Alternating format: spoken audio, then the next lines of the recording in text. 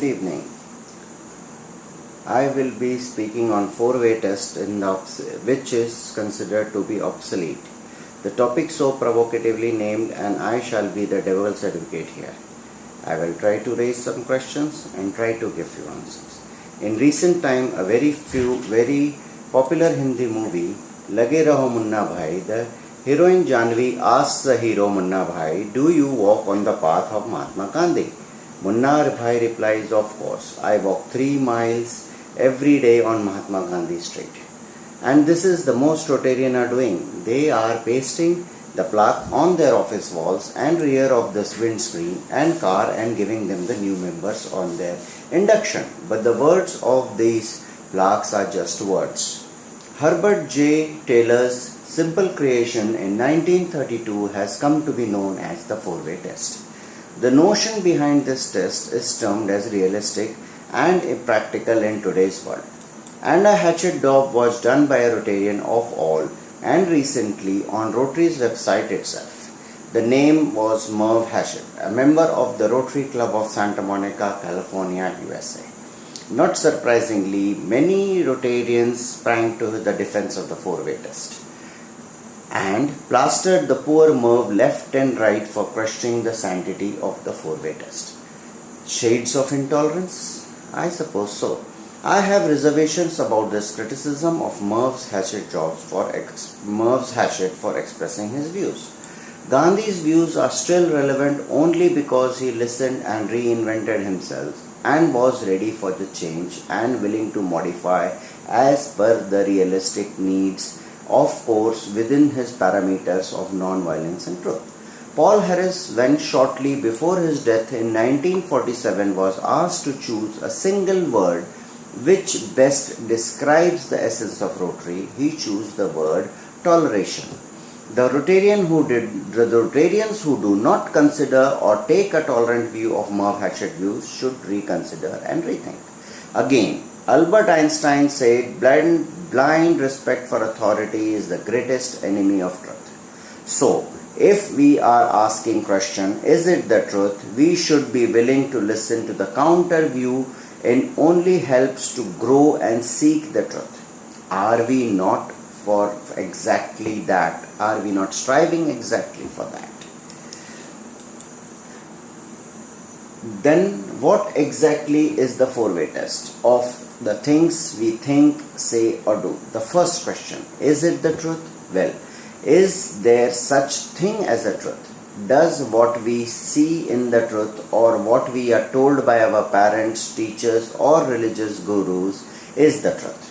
In one's belief or observation qualify as the truth? Is truth variable or not? How can we find out if there is such thing as a truth? Or is absolute, which is complete and which is never changing? Telling truth is virtue, but is it necessary always to tell the truth? What about a half-truth, lie or a half-lie uttered by Yudhishthira, the eldest Pandav in the war of Mahabharata? Ashwatthama is dead, man or elephant? Yudhishthira knew, elephant by the name of Ashwatthama is dead, not the warrior. This half-truth, he said, drew out the father of Ashwatthama, Dronacharya, the general of Kaurava's army, whose defenses were impregnable till then. Dronacharya was killed soon after, so why did Yudhishthira lie? Just to win the war? Was his truth good enough? Was it fair to his own teacher in the Dharma Yuddha, the war of truth and good? That brings us to the question. Second question, is it fair to all concerned? The fact that the life is unfair. The fact is the life is unfair, or at least most of the time it is. Does it mean we have to please all, or the collateral damage can be tolerated because it is fair and good for majority, or who will judge is it is fair? The third question is, will it build goodwill and better friendship? I read somewhere, arbiters often say that the good settlement is the one where both sides feel cheated. It doesn't build goodwill, it certainly does not lead to the friendship, So, how do we ensure what we have done or said builds goodwill and helps friendship? The final question is, will it be beneficial to all concerned? This is certainly not the way of the world works. Almost always what is beneficial for one is not for good for the other. That does not mean that all should win or benefit. How do we ensure that? What is that the truth beneficial to all? Nothing.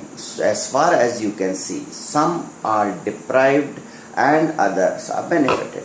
Does that make the four-way test really redundant, or, as I am arguing, is an obsolete in these times of the day?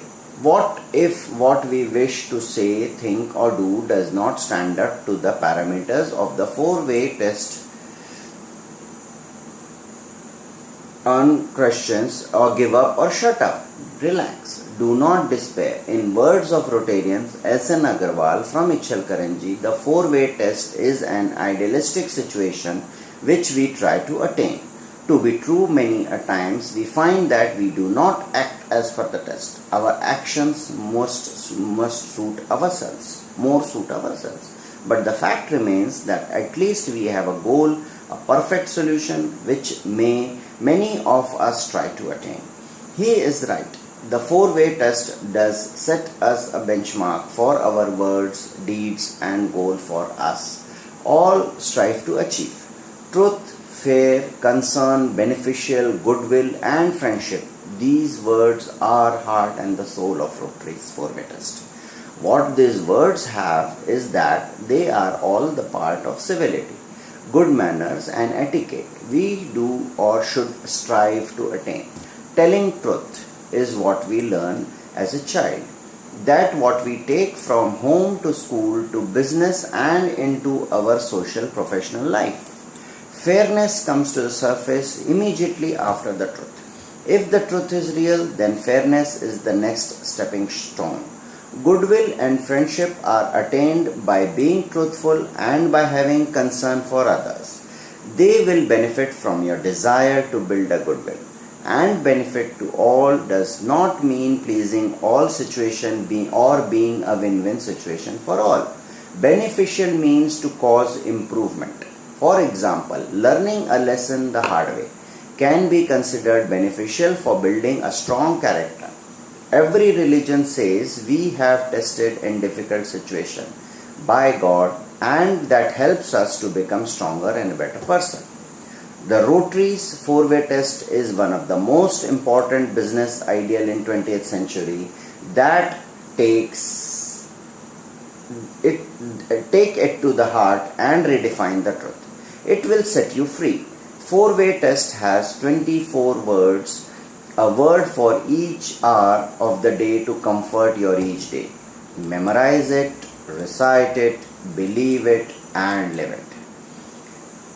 In the end, I must say, I am greatly admire Herbert Taylor and I am grateful for his philosophy. I look forward to the utterance of the four-way test and be positive impact on my future decisions, and I am sure you will do too. Thank you, gracious and Dhanyavad.